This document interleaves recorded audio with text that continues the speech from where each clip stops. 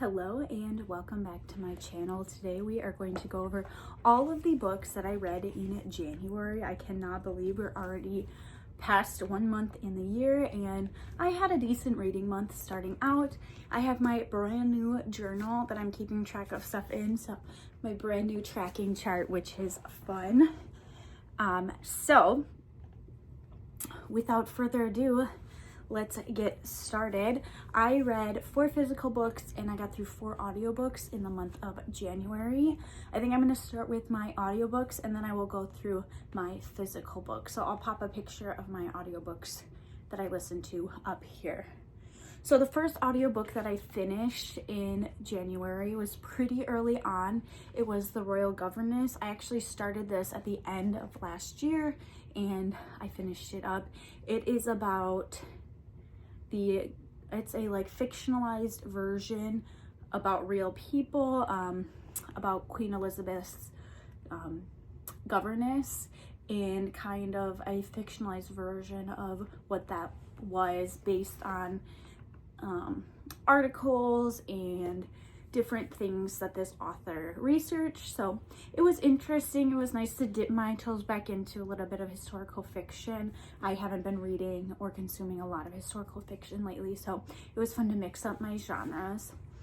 The next audiobook that I finished was Such Charming Liars. This is another Karen M. McManus book. I am working my way through her backlist.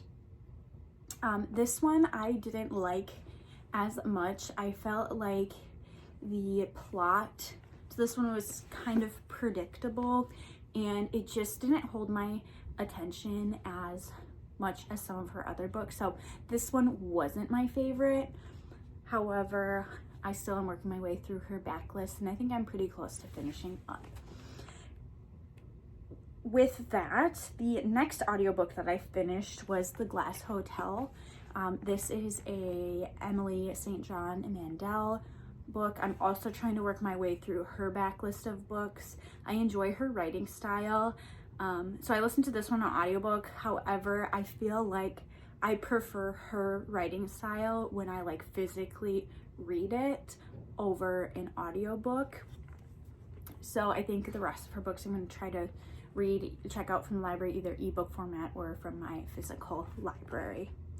And then the last audiobook that I got through in the month of January was Two Can Keep a Secret. This is another Karen M. McManus book, and I absolutely loved this book. Like, I wish this one was a series.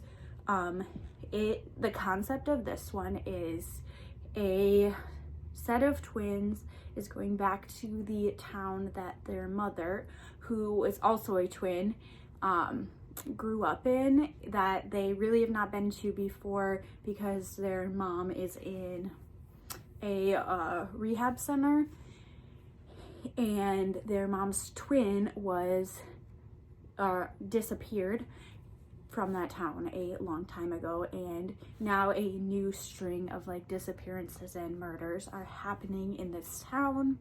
And this was an incredibly well thought out story. I think this is one of her best books that I have read, and the end left me so like unsatisfied in the best way possible.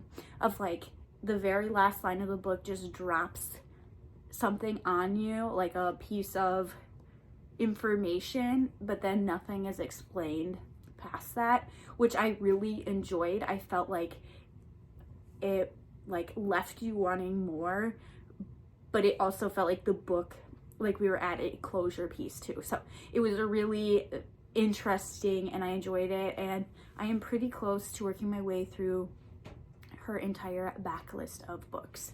So now on to the physical books that I read this month, and I'm gonna put them in the order that I read them in. So the first physical book that I got through was Sitting Pretty. This was the book for my book like professional development group that I am in, and it is a nonfiction book about how this author's experience with disability in our world. And so it was really interesting to read her story and her perspective on that. She has a physical disability, and she talks about how the world sees her differently with that physical disability, but also how disability is also, there's so many different forms, and she can only speak to her story. So it's definitely an interesting read. I found it really hard to read. Like, it wasn't like the writing style didn't click with me as much, but that's okay. It's good to always read about other people's perspectives. And then completely switching gears, I read a fluffy romance. It Happened One Summer. This is just a middle of the road, like palate cleanser romance. I found it kind of fun. The start of this book, I was like, I don't know if I'm gonna be able to get through this. The main character, I'm like, is so annoying. And I still find the main character annoying, but like, she had some redeeming qualities. It's, again, not the best writing I've ever read, but it was a perfect little palate cleanser book with some of the other more intense reading that I was doing.